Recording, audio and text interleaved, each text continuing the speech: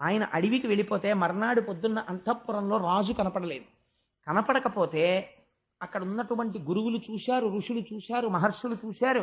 అరెరే కనపట్టలేదు రాజు, రాజు లేకపోతే రాజ్యం క్షోభిస్తుంది, కాబట్టి మనం ఉత్తర క్షణం రాజుని తీసుకురావాలని చెప్పి అరణ్యాలలోకి వెళ్ళి వెతికారు. ఎక్కడ వెతికినా రాజు కనపడలేదు. తిరిగి వచ్చేశారు. వచ్చేసి ఇప్పుడు ఉన్నవాడెవరు?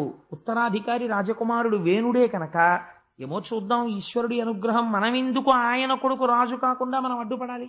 ధర్మం తెలుసున్నవాడు ధర్మంతో ప్రవర్తించాలి, కాబట్టి పట్టాభిషేకం చేద్దాం. మార్పు రాకపోతే అప్పుడు మనం చూద్దాం ఈయన విషయం అని చెప్పి ఆయన తల్లిగారైనటువంటి సునీధతో మాట్లాడి ఈ వేణుడికి పట్టాభిషేకం చేశారు. వేణుడికి పట్టాభిషేకము చేసిన తర్వాత ప్రజల యొక్క పరిస్థితి ఎట్లున్నది అనడానికి పోతన గారు ఒక గొప్ప ఉదాహరణ చెప్పారు. ఒక కర్ర యొక్క కన్నములలో చాలా కాలము నుంచి చీమలు ఆవాసం చేస్తున్నాయి అనుకోండి. ఆ కర్రకి అకస్మాత్తుగా రెండు వైపులా అగ్నిహోత్రం అంటుకుంది అనుకోండి. ఇప్పుడు ఈ చీమలు ఎటువైపు నుంచి పారిపోతాయి? అలా వేణుడు రాజు అయిన తర్వాత ఇటు రాజు వైపు నుంచి బాధ, అటు క్రూరుల వైపు నుంచి బాధ. వీడికి స్నేహితులు వాళ్ళే. అందుకని ఇద్దరూ కలిపి ప్రజల్ని నలిపేస్తున్నారు. ఎక్కడ లేని బాధ పడిపోతున్నారు. యజ్ఞయాగాది క్రతువులు లేవు. ఎవరైనా ఎక్కడైనా యజ్ఞం చేసినా యాగం చేసినా వెంటనే వాళ్ళని శిక్ష వేసేవాడు. మీకెవరు రా ఈశ్వరుడు? రాజు ఈశ్వరుడు.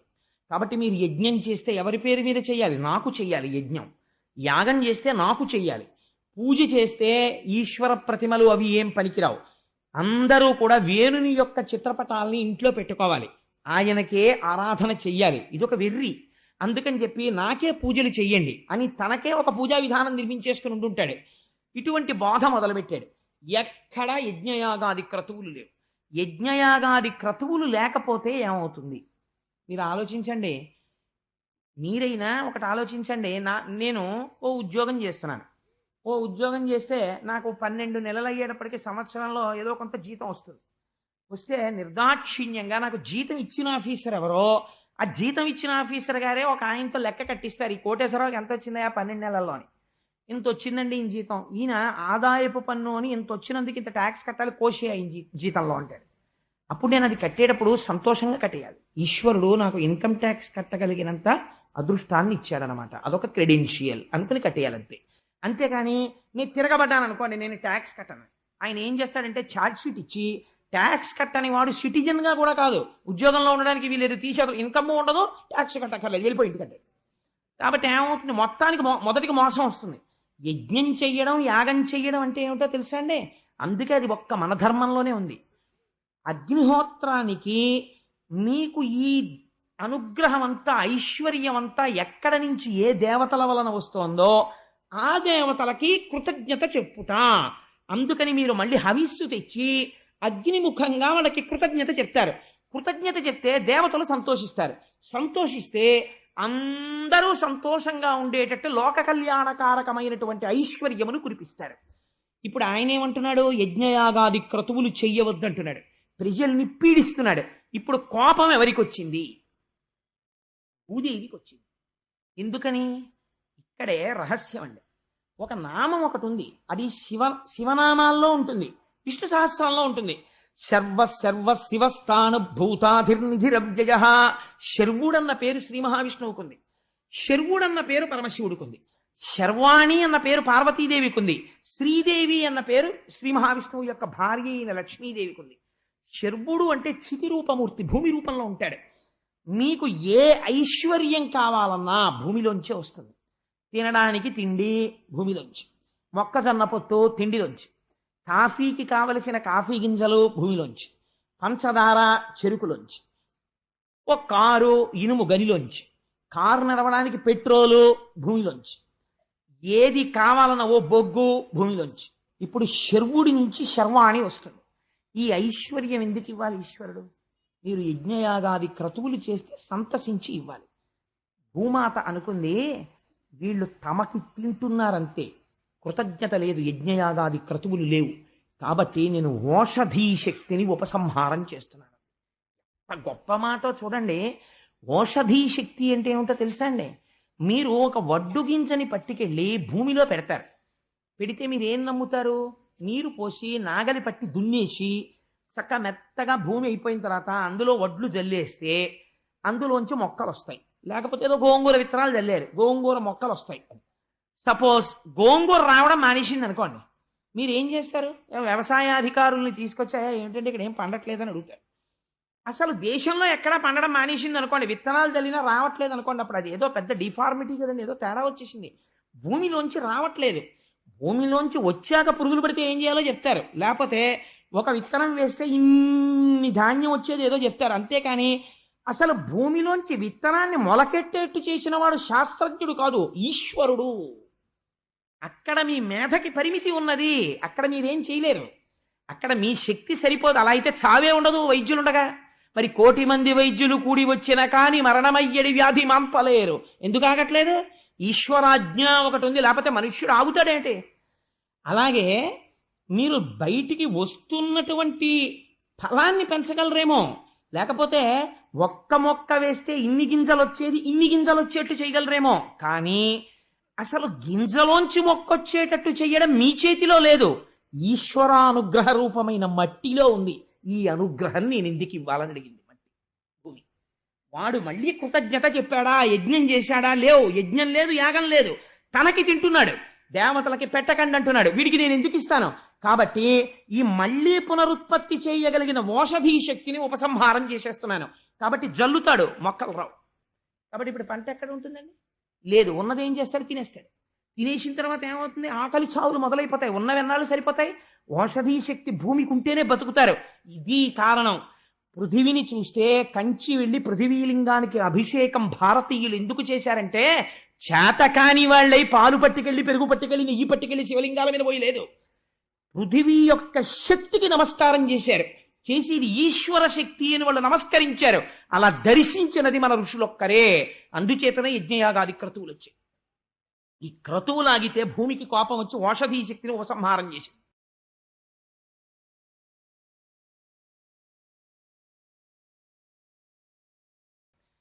ఇప్పుడు ఎప్పుడైతే ఓషధీ శక్తి ఉపసంహారమైందో వెంటనే వచ్చే ఫలితమేమి? ప్రతి వాడికి కూడా దేశంలో ధర్మం అన్నమాట, నీతి అన్నమాట ఎంతకాలం ఉంటాయండి? ఇక్కడ కడుపులోకి పదార్థం దొరికినంతసేపే. అసలు తినడానికి దొరకట్లేదు అనుకోండి, భాగవతం చెప్తాను రెండంటే ఎవడైనా వస్తాడండి? ఎవ్వరూ రారు.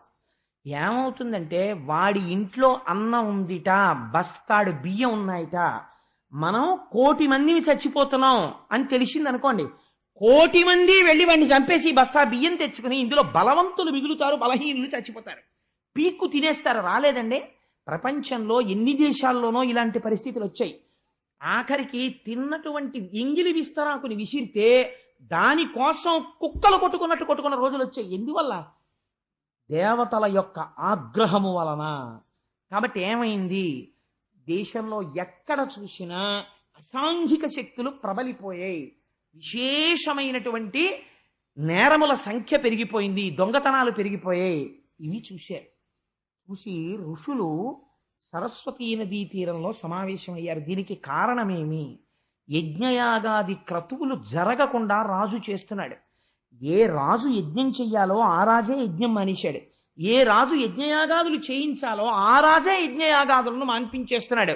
కాబట్టి ఏం చెయ్యాలి ఆలోచించారు. ఆలోచించి మన తపశ్శక్తి చేత రాజుని చంపేయగలం. కానీ మనం రాజుని చంపేసి ఏం చేస్తాం? రాజుని మార్చే ప్రయత్నం చెయ్యాలి. బీజదోషం ఎంత దారుణంగా ఉంటుందో చూడండి. కాబట్టి మహర్షులందరం వెళ్ళి వేణుడితో ఒక మాట చెప్దాం, అయ్యా నువ్వు ఇలా చేయకూడదు అని చెప్దాం. మారిపోతే సంతోషం, మారకపోతే ఇంకా రాజు ఉండకూడదు. కాబట్టి మన యొక్క తపశ్శక్తి చేత వాడిని సంహారం చేశారు అనుకుని బయలుదేరారు.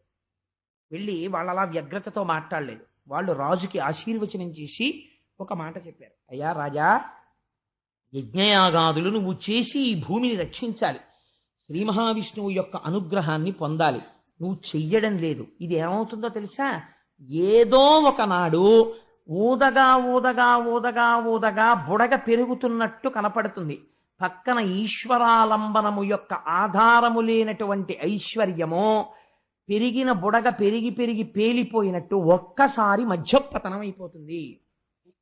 ఈ రాజ్యము కూడా నశించిపోతుంది. ఆ రోజు రానివ్వకయా యజ్ఞయాగాది క్రతువులను ప్రారంభం చేయి, ఈశ్వరుని యందు బుద్ధి మరల్చుకో అని చెప్పారు. చెప్తే ఆయన ఎంత దారుణమైన మాట అన్నాడంటే, అసలు వీళ్ళందరూ ఎక్కడుంటారు అని అడిగాడు. సూర్యుడు కానీ, ఇంద్రుడు కానీ, చంద్రుడు కానీ, ధర్మము కానీ, అగ్ని కానీ, లేకపోయినట్టయితే యమధర్మరాజు కానీ, వరుణుడు కానీ, కుబేరుడు కానీ, దిక్పాలకులు కానీ రాజు యొక్క శరీరమును ఆవహించి ఉంటారు. నేను తలుచుకున్నానా సోముడనవుతాను, మీ పట్ల ప్రసన్నుడనవుతాను. నేను ఆగ్రహించానా మీ పట్ల యముడనవుతాను. అటువంటి నేను యజ్ఞయాగాదులు నాకు చెయ్యండి అంటే మీకు కోపం వచ్చిందా? వచ్చి విష్ణువుకి యజ్ఞం చేయమంటున్నారా కనపడని వాడికి? మీరు చెప్పే మాట ఎలా ఉందో తెలుసా? ఎనయగజార కామిని నిజేషుని మృచ్చిలి జార పూరుషుం తన పతిగాతలంచుగతి తద్దయు మూఢమనస్కులై అర్చిన నరపాల రూపమున ధరించిన ఈశ్వరున నిరుంగక అన్యుని భజీంపమీరిహ పరోన్నత సౌఖ్యములందరెన్నడు. మీరు ఋషులా, మీరు మునులా, మీరు ఎటువంటి వాళ్ళో తెలుసా? భర్త చాలా కష్టపడి ఆర్జన చేస్తే ఆ ఆర్జన చేసినటువంటి ద్రవ్యంతో భార్యని పోషిస్తుంటే భర్త తెచ్చిన సంపాదన చేత పోషింపబడుతూ జారుడితో తిరుగుతూ వ్యభిచారం చేసిన స్త్రీ ఎటువంటిదో మీరు అటువంటి వారు. నేను రాజ్యం చేస్తుంటే నా రాజ్యంలో ఉండి తపస్సులు చేసుకుని సుఖంగా ఉంటూ మీకు విష్ణువుకి యజ్ఞయాగాదులు చేస్తారా? మీకు వ్యభిచారుణలకు తేడా ఎక్కడుంది? ఇంకొకసారి నోరెత్తితే మీ కుత్తుకలు ఎగిరిపోతాయన్నాడు. అంటే అప్పుడు ఋషులు అన్నారు, ఇహ వీడు మారడు, వీడికి బోధ అనవసరం, కాబట్టి ఇప్పుడు ఏం చెయ్యాలి? ఇంకొకడైతే వాడి కర్మానికి వాడిపోతాడు, కానీ వీడి వల్ల మొత్తం రాజ్యం పోతుంది. కాబట్టి ఇప్పుడు ఇహ వీడు ఉండడానికి వీల్లేదు, వీడు ఉండగా వేరొకడు రాజు కావడానికి ఉండదు, అందుకని వీడిని తీసేయాలి. కాబట్టి ఋషులందరూ హుంకారమును చేశారు. అంటే ఒకసారి కోపమును తెచ్చుకుని అన్నారు, అంత మాట అని, అంతే చచ్చిపోయింది. ఎందుకు వచ్చినటువంటి అల్లరి చెప్పండి? మహాత్ముల జోలికి చిట్ట చివరికి వెళ్ళి అహంకారం ప్రబలి ఏమవుతుందంటే ఇదిగో ఇదే అవుతుంది. నిర్దాక్షిణ్యంగా చెప్పేశాడండి వ్యాసుడు, ఇంత పుత్రకామేష్టికి పుట్టినవాడు ఋషుల హుంకారమునకు మరణించినాడు. కానీ ఒక గమ్మత్తు జరిగింది.